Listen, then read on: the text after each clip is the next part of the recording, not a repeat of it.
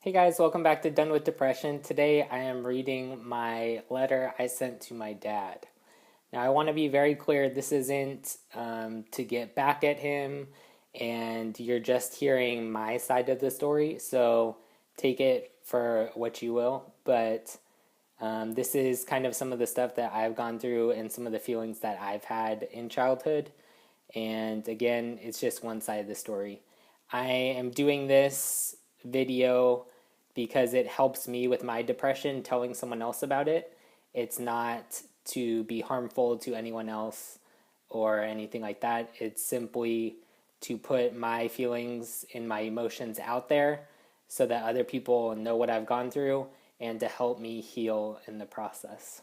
So, with that being said, here we go. It's on my phone next to the camera here, so I won't be looking directly at the camera, but I am reading it. Dear Dad, I've been avoiding you lately because I feel that you don't know who I really am. You have missed out on key events that have happened in my life that form me into the person I am today.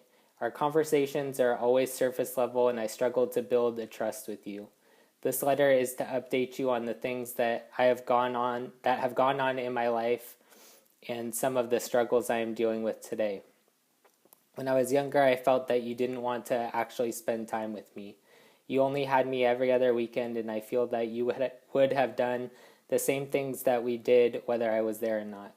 I struggle to remember any times when you asked to have me for longer or you saw me more than you were expected to. I used to fake being sick because subconsciously I wanted you to fight for me and show me that you loved me. You never let me make my own decisions into this day that makes me feel worthless.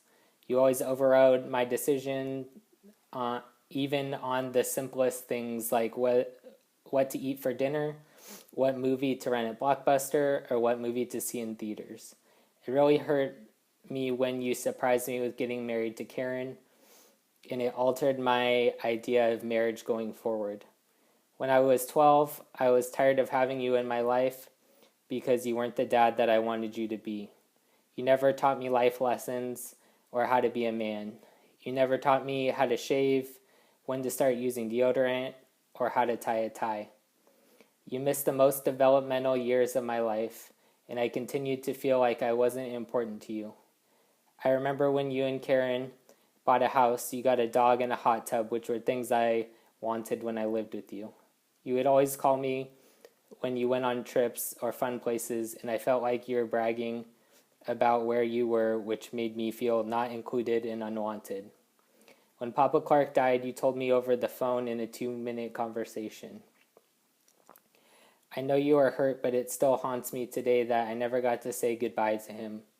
I don't know how he could die knowing that he didn't get to say goodbye to his only grandchild and not leave behind a note.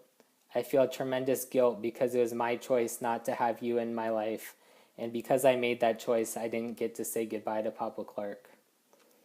I first met Romo at my high school graduation, and I feel like she was always an advocate for our relationship.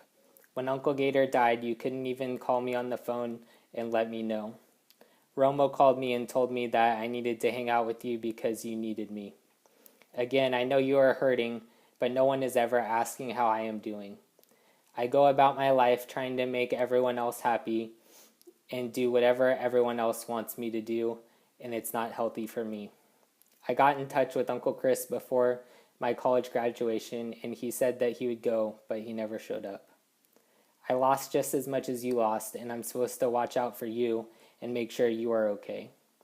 After we reconnected, we never talked about anything or improved our communication. We just went about our lives like nothing had ever happened. When I was 17, I got arrested for robbery. I got into a fight with a kid after school, and he gave me money to leave him alone, and I was arrested and spent 3 nights in juvenile hall. The charge was eventually reduced to felony grand theft of a person. I was on house arrest for 30 days and had an ankle monitor at school for 3 months. I had to do 120 hours of community service at my church, and I was told that if I worked hard enough and got my college degree, I could still be in law enforcement. I eventually got my degree and applied for jobs all over California for 2 years. I passed all the written and physical tests, but can never pass backgrounds. I even flew down to San Diego just to have an interview. On one of my last tests, you told me that you hoped that I failed so I wouldn't have to carry a gun. You suggested that I pick up roadkill on the side of the road instead. I was already being rejected time after time because of my record, and then my own dad told me that he hopes I fail.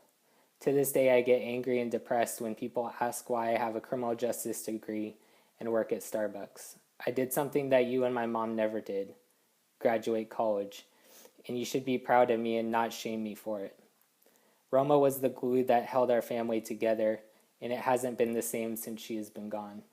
When I wrote you an email, she was the one that came over to the house to talk to me about it and try and get you and I to reconnect. Again, we never talked about anything or processed anything that had happened. We just picked up where we left off and were friends again. As Roma was dying, one of the last things she said to me was to take care of you.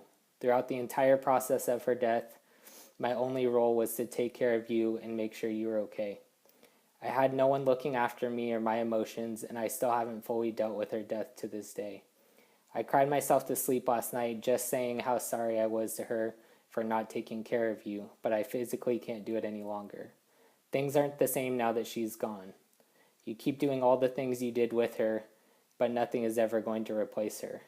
I haven't seen Christina or Jen since the funeral, and all my texts have been left without a response. There are no family dinners anymore because there is no more family. Everyone is separately doing their own thing. When you got sick and had to go to Stanford, my world stopped. We didn't know what was wrong with you, and I'm sure it was terrifying for you as it was for us. Right before surgery, your bed was being prepped and all the plans were being made in case you died, and you told me that you wished I was in your spot instead of you. No parent would ever say that to their kid, no matter what state of mind they are in. I will literally never forget you saying that to me.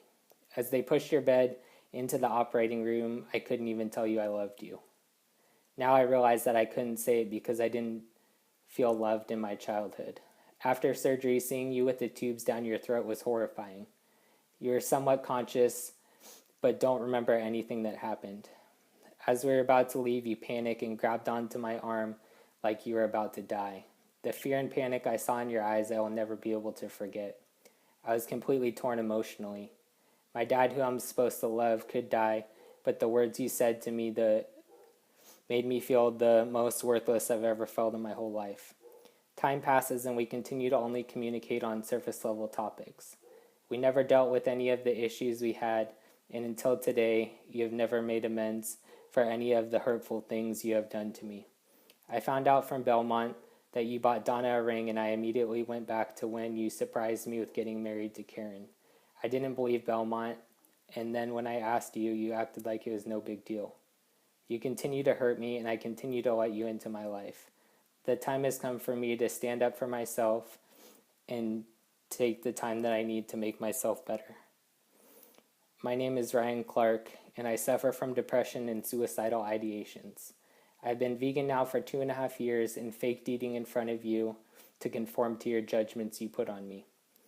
I've been depressed since about the age of 12 and have had suicidal thoughts since middle school. I went to 5 different schools between kindergarten and high school. I've lived in at least 10 different houses in my life and have gone through 3 divorces with my mom and 2 with you. I have been bullied my entire life and was a loner that didn't fit into any mold. Papa Clark, Papa, Uncle Gator, Nama, and Romo have all died, and I was never able to completely cope with their deaths. I've never felt supported by you, and you consistently override my decisions or project your judgments onto me. I suffer from extremely low self-esteem and self-worth and don't know who I actually am. In early February this year, I was hospitalized and held on a 5150 because I was a danger to myself. I was taken to a lockdown mental facility in Vallejo. It was extended from 72 hours to 6 days. After hospitalization, I entered an intensive outpatient program and worked on coping skills for 3 hours a day for 12 days. I tried to return back to work and was unsuccessful and ended up being in partial hospitalization program. I now attend this program 6 hours a day, 5 days a week, in an effort to process some of the stuff I have not dealt with from childhood. I'm currently on 2 different antidepressants and I'm trying to find my own self identity. At this point in my journey, I cannot have you be a part of my life. I need space to work on my trauma and find happiness in life again. I'm sending you this letter because this is the pain I have held on to for years, and it's not my pain to hold on to anymore.